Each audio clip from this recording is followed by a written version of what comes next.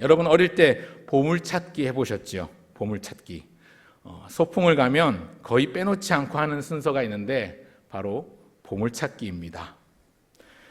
선생님들이 도장 찍힌 쪽지를 접어서 여기저기 군데군데 숨겨두고 아이들에게 찾게 만드는 것이죠. 그렇게 하면 바위 틈새나 나뭇가지나 풀숲에 있는 나무 아래나 나뭇잎 주변을 잘 찾아보면 선생님들이 감춰놓은 그 보물 쪽지를 찾을 수가 있습니다. 간혹 눈썰미 없는 애들은요, 보물을 잘 못 찾았어요. 다음이요. 그래서 먼저 여러 개 찾은 애들이 친구들한테 먼저 찾은 그 보물 쪽지를 건네주기도 하고요. 잘 못 찾는 아이들한테는 선생님이 어디 쪽 보라고 힌트를 주기도 합니다. 그런데 그래도 못 찾는 아이가 간혹 있습니다. 그죠? 그럴 땐 어떻게든 선생님이 보물 쪽지 하나를 손에 쥐어주곤 했습니다. 그래서 어지간하면 다 보물 하나씩은 찾았던 기억이 납니다. 그런데 여러분, 보물 찾기에서 열심히 보물을 찾아서 누구나 그 보물들을 다 가지고 있다면 그 순간부터 그 보물은 더 이상 보물로서의 가치가 없는 것이죠. 여러분, 보물의 특징이 뭘까요? 보물의 특징은요, 흔치 않고 귀하다, 희귀한 것이다. 그래서 정말 소중하고 가치로운 그것을 얻음으로써 나에게 즐거움을 주는, 나에게 큰 기쁨이 생기는 게 보물입니다. 오늘 읽은 본문 1절에 보면요, 하나님의 말씀이 희귀했다라고 말씀하는데, 여호와의 말씀이 희귀하여 이상이 흔히 보이지 않았다라고 할 때 여기 나오는 희귀하여라는 단어는요, 히브리어 야카르라는 단어가 있는데, 이 야카르라는 단어의 뜻이 진귀한, 값이 비싸진이라는 그런 뜻을 가지고 있습니다. 값이 비싸졌다. 지금은 우리가 부동산 조정기에 들어가고 있습니다만 불과 얼마 전만 하더라도 집값이 천정부지로 치솟고 솟아서 하루 자고 일어나면 그죠? 수천만 원, 또 많게는 수억 원씩 올랐습니다. 그때 많은 분들이 혀를 차며 아쉬워했습니다. 이런 말을 하면서요. 그때 그 집 좀 사놓을 걸. 그때 그 아파트 좀 사둘 걸. 막 혀를 찼습니다. 여러분, 그런데 오늘 본문에는 부동산이 희귀해진 게 아니라 여호와의 말씀이 희귀해졌다고 말씀합니다. 1절을 보시겠습니까? 같이 한번 읽어볼까요? 시작. 아이 사무엘이 엘리 앞에서 여호와를 섬길 때에는 여호와의 말씀이 희귀하여 이상이 흔히 보이지 않았더라. 여러분, 1절 이 표현은요, 곧 여호와의 말씀이 보물이라는 말이죠. 여호와의 말씀이 희귀하였다. 여호와의 말씀이 가치로워졌다. 그런 뜻입니다. 여호와의 말씀이 즉 보물이라는 말입니다. 그런데 여러분, 이 3장 1절은요, 그 사무엘상 3장의 배경, 사사시대거든요. 그 시대를 잘 나타내는 말입니다. 그 시대가 어떤 시대냐? 말씀이 희귀한 시대, 이상이 보이지 않는 시대라는 것이죠.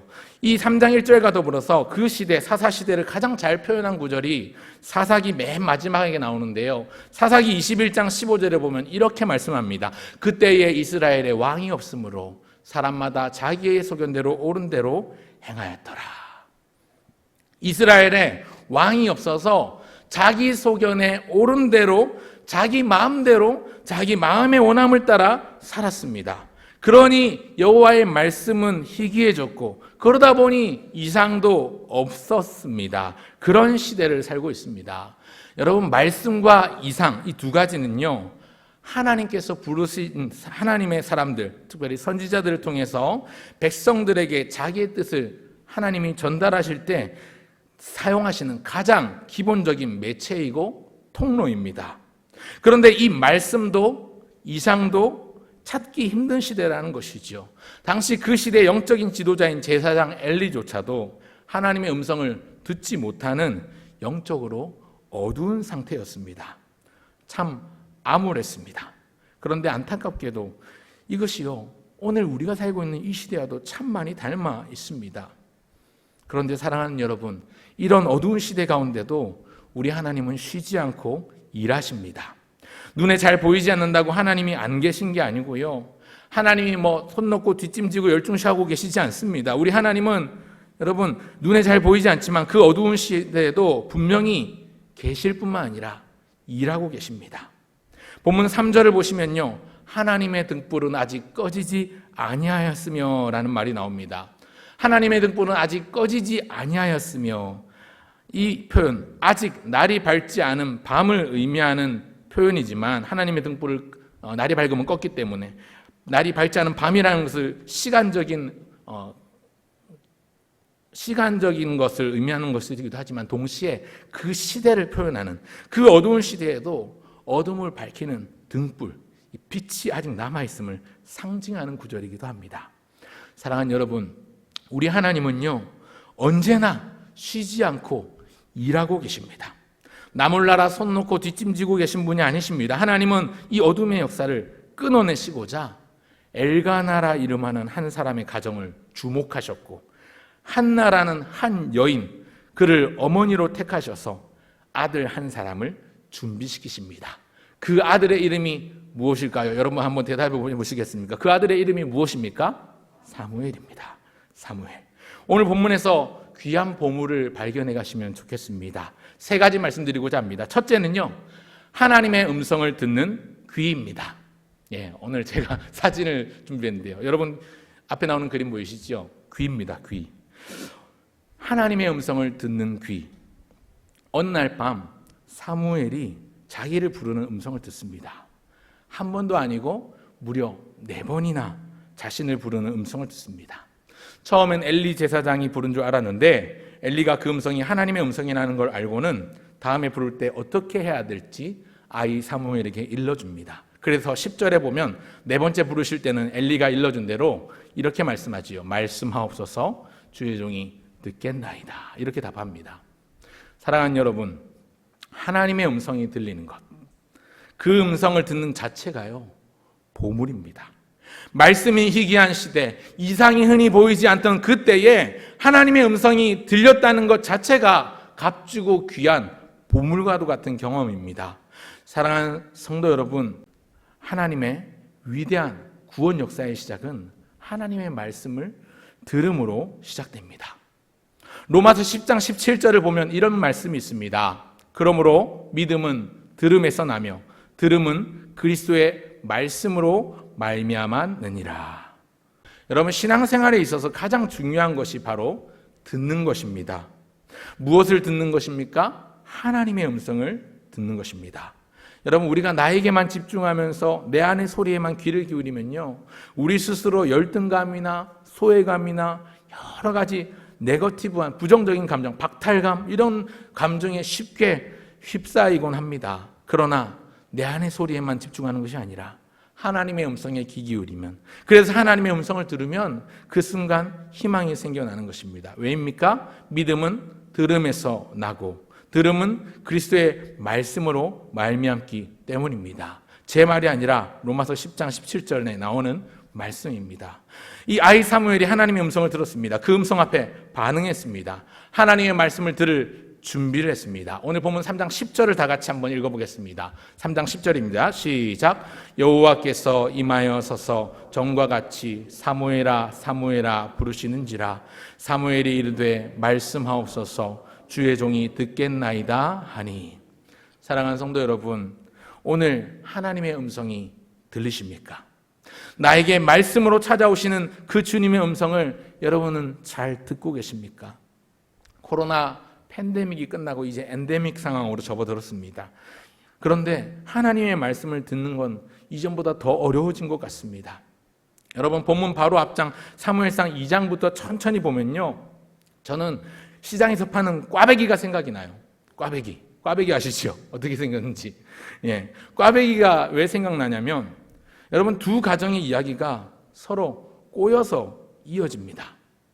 한 가정은 엘가나와 한나의 가정이고 다른 한 가정은 이 제사장 엘리의 가정입니다. 세상 기준으로 본다면 두 가정은 비교가 안 됩니다. 왜냐하면 엘리는 실로에 있는 중앙성소를 담당하는 핵심 제사장이었고 이 엘가나는 시골 변두리 지방 출신이었기 때문에 그렇습니다. 하지만 우리 하나님은 엘리 가정을 버리시고 엘가나 가정, 특별히 한나가 기도로 얻은 이 아이 사무엘을 통해서 놀라운 하나님의 새 역사를 써내려 가십니다. 우리가 잘 아는 것처럼 사무엘은 어머니 한나의 기도응답으로 태어났지요. 그래서 어머니가 서원한 대로 젖되자마자 부모를 떠나 성소에 의탁하고 성소에서 지내게 됩니다. 그런데 사무엘이 성소에서 지낼 동안에 엘리의 두 아들 역시도 함께 제사장의 직분을 감당하면서 엘리를 수종드는 역할을 합니다. 그런데 이 사무엘의 모습과 엘리 두 아들의 모습을 비교하면서 2장과 3장이 쭉 연결되는, 그래서 꽈배기처럼 이어지고 있는데요. 이 행보들이 전혀 다른 꽈배기가 나왔습니다. 예, 먹고 싶죠? 예, 시장에서 파는 꽈배기입니다. 이 행보들이 정말로 이렇게 꼬아서 보여주는 것처럼 엘리의 두 아들과 사무엘의 모습과 다시 엘리의 두 아들과 사무엘의 모습을 반복적으로 이렇게 꼬아서 보여줍니다. 두 길이 180도 전혀 다른 삶을 살아가는 것이죠. 제사장 엘리의 두 아들의 이름은 홈니와 비느하스입니다. 그들도 역시 제사장의 직무를 감당했습니다. 엘리를 수종들었으니까요. 그들은 제사장임에도 불구하고 하나님이 기뻐하시는 하나님 중심의 삶을 살지 않았고요. 욕심을 채우는 데 급급했습니다. 제사가 채 끝나기도 전에 제물에 손을 댔으며 또 성문에 있는 여인들과 동침하며 문란한 삶을 살았고, 그럼에도 동네 모든 사람들, 주변의 만류와 그 부모, 그 아버지 엘리가 경고했음에도 불구하고 귀 기울이지 않았습니다. 이 내용 사실은 지난달 우리 어머니 기도회 때 한번 나누었던 말씀 내용인데요. 그런데 이에 반해서 사무엘은 전혀 그런 영향을 받지 않았습니다. 사무엘은요, 하나님 앞에서 주를 섬겼습니다. 반듯한 삶을 살았습니다. 사무엘은 재물을 품지 않고 욕심을 품지 않았습니다. 사무엘이 품었던 것은 하나님의 말씀이었습니다. 여러분, 귀가 있다고 해서 다 들리는 게 아닙니다. 귀가 있어도 듣지 못하고 눈이 있어도 보지 못했던 이 엘리의 두 아들 홈니와 비느하스의 모습이 오늘 내 모습은 아닌지 스스로 돌아보며 점검해 보게 됩니다. 여러분, 가만히 있으면요, 참 많은 소리가 들립니다. 그냥 가만히 있어도 귀에 들리는 소리들이 많이 있죠. 그런데 또 어떤 경우에는 귀를 기울여야만 들리는 소리도 있습니다. 세상에 수많은 소리에 내 귓가에 울린다고 하더라도 우리가 진짜로 귀 기울여서 들어야 될 음성이 있는데 그것이 바로 하나님의 음성입니다. 하나님의 말씀입니다. 사무엘은 하나님의 음성을 뚜렷하게 또 선명하게 생생하게 들었습니다. 들렸습니다. 그 시대, 어떤 시대라고요? 여호와 하나님의, 이 여호와의 말씀이 희귀하여 이상이 보이지 않던 그 시대에 우리 하나님의 음성이 그에게 똑똑하게 들렸습니다. 오늘 저와 여러분은 뚜렷하고 똑똑하게 생생하고 선명하게 들려주시는 주님의 음성을 듣고 계십니까? 혹여 우리의 영혼이, 우리의 영안이 어두워져 있고 우리의 귀가 어두워져서 무디어져 있지는 않으십니까? 오늘 우리가 영적인 민감함을 잃어버리고 둔해진 상태로 있지는 않습니까? 핑계라면 핑계고 변명이라면 변명인 것이, 지난 2년이 넘는 시간 동안 우리는 코로나 때문에 모이지 못했고, 모이지 못하다 보니까 집중하지 못했고, 그러다 보니까 영적으로 무디어졌습니다. 날카로움을 잃어버렸습니다. 하나님이 말씀하고 계시는데 그 음성을 듣지 못하고 귀를 틀어막고 있는 사람처럼 그렇게 지내진 않았습니까? 여러분, 오늘 우리가 이 밤에 가져야 될 기도의 제목이 있다면 하나님을 보는 눈을, 하나님의 영안을 밝혀주십시오. 그분의 말씀을 듣는 귀를, 하나님 귀를 밝혀주십시오. 이것을 보물로 여기고 하나님과 하나님의 말씀을 마음에 품기를 소원하며 진짜로 그 마음에 우리의 하나님과 하나님의 말씀을 품고 살아가시는 저와 여러분 모두 되시기를 주의 이름으로 축원합니다. 그런가 하면 둘째는요, 하나님 중심의 예배 중심의 생활입니다. 한번 따라할까요? 조금 어렵지만 하나님 중심의 예배 중심의 생활. 여러분, 지난 2년이 넘는 기간 동안 우리가 코로나를 겪으면서 이게 무너졌어요. 하나님 중심의 예배는 인간 편의 중심으로 바뀌어버렸고, 예배 중심의 생활은 나 중심의 생활로 바뀌어버렸습니다. 여러분, 온라인이라는 것이 우리가 모일 수 없는 동안에는 참 다행인 매개체였습니다. 그런데 또 한편으로는요, 이 온라인이라는 것 때문에 하나님 중심의 예배가요, 인간 편의 중심으로 변질돼 버렸습니다. 예배 중심의 우리의 생활이요, 나 중심의 이기적인 생활로 변질돼 버렸습니다. 교회 집회가 전면 금지되고 온라인으로만 예배를 송출하던 그 잠깐의 때 동안에 우리가 어느덧 익숙해져 버린 그 익숙함은 이제 엔데믹으로 와서 코로나가 끝났음에도 불구하고 예배 자리에 나와서 예배가 상실되고 예배가 균열이 생기고 예배가 붕괴되는 모습으로 이어지고 있습니다. 물론 지금도 온라인으로 시청하는 분이 계시지만 사실 냉정하게 까놓고 말해봅시다. 온라인으로 영상 1시간 보는 게 참 어렵습니다. 쉽지 않습니다. 여러분, 기독교 연합신문의 2021년 1월 심층 취재 기사에 보면 다음 그림을 보여주세요. 대다수의 한국교회 예배 시간이 보통은 1시간 60분 정도 플러스 마이너스 20분 정도 차이가 납니다. 그러니까 길어도 80분, 짧으면 좀 40분 정도라고 하는데 이걸 영상으로 송출했을 때 그 영상을 평균적으로 지속하는 시간이 몇 분인가 평균적으로 조사를 했더니 9.3분이라 93분 아닙니다. 9.3분이랍니다. 길어도 20분을 넘지 않습니다. 이게 무슨 말이냐면요. 온라인으로 예배한다고 예배 틀어놓고요. 영상 틀어놓고요. 10분을 못 넘긴다는 얘기예요. 10분 지나서 얼마나 유혹하는 게 많습니까? 그 옆에 뭐 관련 동영상, 관련 다른 교회 영상도 나오고 다른 예배 영상도 나오고 오만때만 게 다 나오는 게 그 온라인 유튜브 세상 아닙니까? 그러다 보니까 클릭 잘못하면 그냥 예배 영상이 그냥 꺼져버리는 거예요. 그러면 흐름을 놓쳐서 지나가 버려서 다시 안 듣게 되는 거죠. 그러다 보니 이게 냉정한 현실입니다. 너무나도 속상하고 가슴 아픈 현실인데요. 제가 지난주에 목회대학원 갔다 오면서 제 예배학 수업에 이 통계나 이런 것들을 많이 배웠습니다. 배운 거 바로 써먹고 있는데 배웠는데 참 마음이 아프고 안타까웠습니다. 여러분 요새는요. 옛날에는 뭐 궁금한 거 있으면 네이버 지식인에 물어보면 네이버 창에 검색에는 다 물어보면 다 나오는데 요새는 요즘 사람들 네이버에 검색 안 해요. 요새는요. 유튜브에 치면 어지간한 게 다 나옵니다. 영상 콘텐츠가 아주 엄청난 양의 정보량이 있습니다. 예전 같으면 그렇게 검색창에 일일이 검색했던 걸 요새는 유튜브에 관련 검색 키워드만 치면 다 나와요. 얼마나 좋은 게 많은지. 여러분 지하철 타보셨습니까? 지하철 타보시면 다음 화면이요. 지하철 타보시면 어떤 장면이 나오냐면 이런 장면이 나와요. 여러분 여기 지금 많은 승객들이 보이는데 딱 두 사람 빼고 다 뭘 하고 있냐면 핸드폰 만지고 있어요. 스마트폰으로 영상 보고 있습니다. 유튜브, 넷플릭스 뭐 이런 여러 가지 영상들을 보고 있습니다. 이건 제가 인터넷에서 그냥 긁어온 건데요. 여러분 이런 모습, 여러분 지하철 타면 흔히 볼 수 있는 모습, 일상적인 모습 아닙니까? 모든 사람들이, 거의 대부분의 사람들이 책 읽고 있는 사람이 잘 없어요. 그죠? 다 이어폰 끼고 있고 다 영상 보고 있죠. 핸드폰 들여다보고 있습니다. 여러분 그러다 보니까 예배도 인간 편의 중심으로 흘러갑니다. 다시 돌아와서 하나님 중심의 예배를 잃어버렸습니다. 여러분 하나님 중심의 예배를 잃어버린 것은 곧 하나님을 잃어버린 것이요 하나님을 잊어버린 것입니다.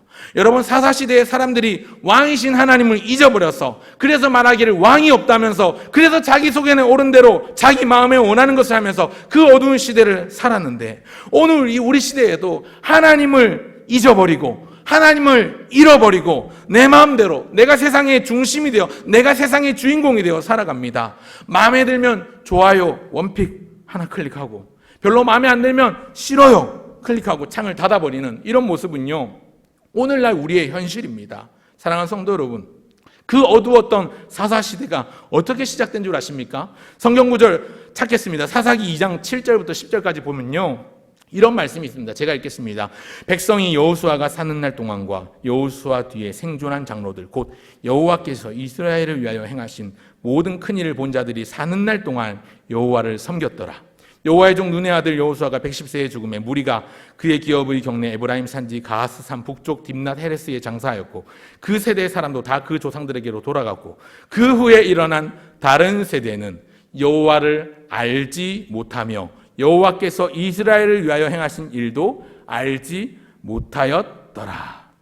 그 후에 일어난 다른 세대는 여호와를 알지 못하며 여호와께서 이스라엘을 위하여 행하신 일도 알지 못하였더라. 가나안에 정착했습니다. 그리고 정착하고 정복했던 그 첫 세대 여호수아와 갈렙의 그 세대가 죽었습니다. 그리고 그와 함께했던 모든 그 조상들도 죽었습니다. 그리고 나니까 신앙의 대가 끊어졌습니다. 여러분 여호수아가 사는 날 동안에는 하나님을 섬겼어요. 그러나 여호수아가 죽고 그 시대 사람도 다 죽고 그 후에 일어난 다음 세대는 여호와를 모르는 다른 세대가 되어버렸습니다. 여러분 아픈 이야기입니다.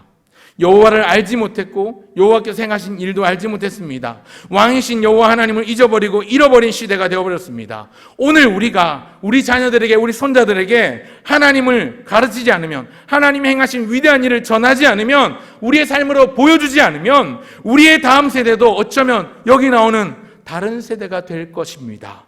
우리가 하나님을 가르치고 하나님 말씀대로 사는 것을 우리 자녀들에게, 우리 손자들에게 보여주지 못하면 우리 믿음의 대는요, 여기서 끝나버립니다. 더 이상 믿음의 가문은 없어지는 것이죠. 사랑하는 성도 여러분, 우리 자녀들이 하나님을 모르는 다른 세대가 되지 않도록, 하나님을 잘 섬기는 바른 세대가 되도록 우리가 움직여야 합니다. 부모된 우리가 먼저 바른 모습으로 살아야 합니다. 어떻게 살아야 될까요? 셋째, 기생신앙이 아니라 기초신앙으로 돌아가야 합니다. 제가 오늘 고민을 많이 했습니다. 이게 설교 대집 뽑으면서 생각도 많이 하고 묵상도 많이 했는데, 여러분, 기생신앙이 아니라 기초신앙입니다. 한번 따라 합시다. 기생신앙이 아니라 기초신앙이다. 홈리와 비느하스 이야기를 했었는데요. 이 엘리와 홈리와 비느하스, 특별히 이 홈리와 비느하스의 신앙을 한 단어로 요약하면 기생신앙으로 할 수 있을 것입니다. 여기 기생하다라는 말 아시죠? 벌레 같은 것들이 몸에 기생하다, 뭐 이가 생기다 이럴 때 기생하다고 하는데, 이 기생하다라는 말은 숙주가 있을 때만 살아 움직이는 것이지요. 홈리와 비느하스는 제사장입니다. 그런데 스스로 하나님의 말씀을 들은 적도 따른 적도 없습니다. 심지어 그 아버지 엘리의 말도 잘 듣지 않았던 망난이었지요. 그나마 제사장 엘리에게 겨우 붙어 제사장직을 유지했던 아버지에게 기생하는 기생신앙이었습니다. 그들을 두고 성경이 평가하기를 사무엘상 2장 12절에 보면 이런 말씀이 있습니다. 2장 12절, 엘리의 아들들은 행실이 나빠 여호와를 알지 못하더라. 같이 한번 읽어볼까요? 시작. 엘리의 아들들은 행실이 나빠 여호와를 알지 못하더라. 그런데 우리가 개역 개정 성경 바뀌기 이전 개역 한글 성경이 이렇게 기록하고 있습니다. 한번 보여주겠습니까? 엘리의 아들들은 불량자라 여호와를 알지 아니하더라, 이렇게 말씀하고 있는데, 여기 불량자는 히브리어 베네 벨리알이라는 단어인데, 보통 벨리알이라는 단어는 사탄을 등장시킬 때 성경에서 언급하는 단어입니다. 굉장히 나쁜 의미로 쓰인 건데요, 악한 건달이나 불량배를 뜻하는 단어입니다. 여러분, 웃기지 않습니까? 아버지가 제사장입니다. 아들도 제사장입니다. 그런데 하나님을 모른답니다. 어떻게 이럴 수가 있죠? 참 씁쓸한데요, 더 심각한 건 그들이 하나님을 모를 뿐만 아니라 불량자랍니다. 건달이나 불량배들에게나 쓰는 단어를 갖다 묘사하고 있습니다. 참 안타깝죠. 읽지 않았지만 4장에 가면요, 이런 그들, 불순종하고 불의한 그들을 하나님이 심판하십니다. 그래서 이 홈리와 비느하스, 엘리의 아들들은 다 죽고요, 그 아버지 엘리 제사장도 비참한 최후를 맞아 죽습니다. 이로써 엘리 가문이 완전히 몰락합니다. 이가봇이라는 하나님의 영광이 떠났다라는 한 아이만 남겨둔 채 그 가문이 망하고 끝이 납니다. 그런데요, 이와는 반대로 사무엘의 신앙은 한마디로 기초신앙입니다. 홈리와 비느하스의 신앙이 기생신앙, 아버지에게 기생하는 기생신앙이었다면 이 사무엘의 신앙은 기초신앙입니다. 기초가 단단한 신앙입니다. 자기 스스로가 먼저 하나님의 음성에 뿌리 내리고 한평생을 믿음을 지키면서 기도의 종으로 살았습니다. 나는 너희를 위하여 결단코 여호와 앞에 기도하기를 싫은 죄를 범치 아니하리라 고백하였던 기도의 종이었습니다. 또한 말씀의 종으로 살았습니다. 그의 말이 하나도 땅에 떨어지지 아니하고 하나님께서 연락하시는 말씀의 종이 되어서 하나님의 뜻을 백성들에게 선포하면서 미스바에서 성회를 이뤄내기도 했고요, 이스라엘의 사사시대를 끝내고 왕정시대를 열도록 왕을 세우는 기름을 붓는 역할을 하기도 했습니다. 여러분, 사무엘이 그렇게 하나님 앞에 충성되이 살 수 있었던 가장 큰 원인은 하나님이 그에게 말씀하셨을 때에 그 말씀을 잘 듣고 마음에 품었기 때문입니다. 그 말씀을 경청하고 가슴 속에 아로새기고 순종하고 움직였기 때문입니다. 여러분, 사무엘은요, 하나님 말씀을 항상 가까이 했습니다. 오늘 보면 3절을 다시 한번 보시겠습니다. 3절 같이 한번 읽어보겠습니다. 시작. 하나님의 등불은 아직 꺼지지 아니하였으며 사무엘은 하나님의 궤에 있는 여호와의 전 안에 누웠더니, 아까 말씀드렸습니다만 하나님의 등불이 꺼지지 않았다는 것은 아직 깊은 밤이라는 겁니다. 그런데 사무엘이 지금 어디에 누웠냐면, 사무엘은 하나님의 궤에 있는 여호와의 전 안에 누워 있습니다. 이번 2절에 보시면 제사장 엘리조차도 자기 처소로 가서 누워 자는 그 어두운 때에 사무엘은 여호와의 말씀, 그 십계명이 적혀 있는 두 돌판이 들어 있는 그 언약궤라고도 하고 여호와의 궤라고도 하는 그 여호와의 궤가 있는, 하나님의 궤가 있는, 말씀이 있는 그 성전 안에, 그 성문 안에, 성소 안에 누워 머물고 있습니다. 그러니까 지금 이 언약궤, 하나님의 궤 가장 가까이 머물고 있는 사람이 누구라고요? 사무엘입니다. 그러니까 가장 가까이 머물러 있으니까 자기를 부르는 그 세미한 음성, 사무엘아, 사무엘아, 사무엘아, 사무엘아 하는 그 음성을 선명하고 또렷하게 귓가에 들을 수 있는 것이죠. 여러분 10절 말씀은 그 부르심에 반응하며 사무엘이 나아가는 것입니다. 말씀하옵소서, 주의 종이 듣겠나이다. 여러분 마태복음 14장, 13장에 보면요, 예수님께서 천국을 비유로 말씀하세요. 다양한 천국의 비유가 나옵니다. 신학교 입학하기 전에 공부하면서 마태복음 13장에 나오는 7가지 천국 비유가 씨, 가, 겨, 누, 보, 진, 그 이렇게 앞글자 7개를 다 외웠었는데, 씨 뿌리는 자, 가라지 비유, 겨라자씨 비유, 누룩의 비유, 보물, 밭에 감추인 보화, 진주 구하는 장사, 그리고 그물 비유 해가지고 이렇게 외웠던 기억이 나는데요. 두 가지만 말씀드리면, 여러분 천국은 마치 밭에 감추인 보화와 같았습니다. 근데 이걸, 보화를 발견한 사람은 어떻게 합니까? 돌아가서 그 집을 다, 자기 소유를 다 팔아서 그 밭을 산다고 했습니다. 또 천국은 마치 좋은 진주를 구하는 장사와 같은데, 최고 값진, 극히 값진 진주를 발견하면 어떻게 합니까? 자기의 소유를 다 팔아서라도 그 진주를 구한다고 했습니다. 여러분, 가장 값진, 최고 값진 보물을 발견한다면, 가장 소중한 가치를 발견했다면 어떻게든 그것을 내 것으로 만들어야 되는 것이죠. 오늘 우리가 찾아야 될 가장 소중한 보물은 바로 하나님의 말씀인 줄 믿습니다. 여러분 고린도후서 4장 5절 이하에 보면 이런 말씀이 있습니다. 기니까 넘어갈게요. 핵심만 말씀드리면 7절에 보면 우리가 이 보배를 질그릇에 가졌으니 이는 심히 큰 능력이 하나님께 있고 우리에게 있지 아니함을 알게 하려 함이라. 여러분, 하나님의 말씀 안에 예수님이 있고요, 예수님의 얼굴에 하나님의 영광이 있습니다. 그런데 이것이 보배라고 성경이 말씀합니다. 우리는 질그릇같이 우리 자신이 보잘것없이 느껴져도 우리 안에 예수 그리스도라는 보배를 담고 있기 때문에 질그릇인 우리도 가치로울 수 있습니다. 복음이라는 보물을 담고 있기 때문에 질그릇같이 하찮은 그릇이라 할지라도 우리는 귀히 여김받을 수 있습니다. 골로새서 2장 3절에도 보면 하나님의 비밀인 그리스도 안에 지혜와 지식의 모든 보화가 감추어져 있다고 말씀합니다. 그렇기 때문에 주님의 말씀을 품어야 합니다. 한번 따라 하십시다. 말씀을 품게 하소서. 여러분, 지금이 어떤 때입니까? 얼마나 많은 소리들이 들립니까? 그 수많은 소리 가운데 우리가 정말로 진짜로 귀 기울여야 할 소리, 우리가 두렵고 떨리는 마음으로 들어야 될, 경청해야 될 음성은 바로 우리 하나님의 음성, 하나님의 말씀인 줄 믿습니다. 아멘. 마지막 화면을 보여주십시오. 여러분, 한자 경청이라는 단어가 있는데요, 영어로 listening, hearing은 그냥 있으면 들리는 소리를 말하지만 경청은 주의 깊게 귀 기울여 듣는 listening을 의미합니다.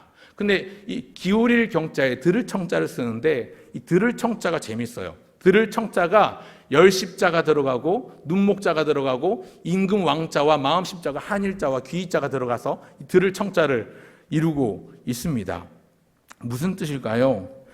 10개의 눈으로 임금을 바라보고 마음을 하나로 집중하여 귀로 듣는다는 의미가 이 청이라는 한자의 의미입니다. 왕이신 하나님의 말씀이 선포될 때 우리가 10개의 눈이 있다면 그 10개의 눈으로 하나님께 집중하여 마음을 하나로 집중해서 우리의 귀로 주의 음성을 들어야 되겠습니다. 경청해야 되겠습니다. 왕이신 하나님의 말씀이 선포될 때 사무엘처럼 말씀하옵소서, 주의 종이 듣겠나이다. 이런 마음가짐이 필요합니다. 이제 말씀을 맺고자 합니다. 사랑하는 성도 여러분, 어둠의 시대에도, 그 흑암의 시대였던 사사시대에도 하나님은 계셨습니다. 계셨을 뿐만 아니라 일하셨습니다. 준비하시며 말씀하셨습니다. 사람들이 하나님을 잊어버리고 사람들이 말씀을 잃어버려도 하나님은 새 시대를 열어가는 사람을 예비하셨습니다. 그리고 그 사람을 부르십니다. 이 부르시는 음성을 누가 들을 수 있습니까? 사무엘이 여호와의 전 가장 하나님의 말씀 가까이에서 머물고 있었던 것처럼 하나님 말씀에 가까이 있는 사람, 그리고 말씀하옵소서 주의 종이 듣겠나이다, 겸손한 마음으로 기도하는 사람, 그래서 듣고 즉각 순종하며 반응하는 사람, 그 사람을 하나님은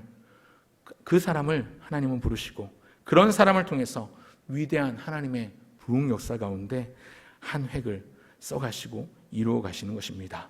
사랑하는 성도 여러분, 오늘 저와 여러분 모두가 우리를 부르시는 말씀으로 찾아오시는 주님의 부름에 반응하면 좋겠고요. 또 반응할 뿐만 아니라 오늘 이 자리에 계신 여러분만 아니라 아까 서론에서 말씀드렸지만 이제 교회학교 여름 행사가 진행될 것인데 우리 유치부 아이들부터 청년부에 이르기까지 우리 교회 다음 세대, 믿음의 자녀들이, 믿음의 다음 세대들이 다른 세대가 되지 않고 바른 세대가 되도록 여러분 기도해 주시고 깨어서 그들이 주님의 음성을 듣고 그들이 주님의 영광을 보고 그들이 비전을 발견하고 그들이 소망을 찾아내도록 그런 이번 여름 될 수 있도록 꼭 기도해 주시길 바랍니다. 그래서 우리 주님의 부름에 반응하며 저와 여러분뿐만 아니라 우리의 자녀들과 우리의 자녀의 자녀들도 하나님께 귀하게 쓰임받는, 그래서 위대한 하나님의 부흥 역사 가운데 주인공으로 그렇게 택함받는 그러한 일들이 일어나기를 주의 이름으로 축원합니다. 아멘.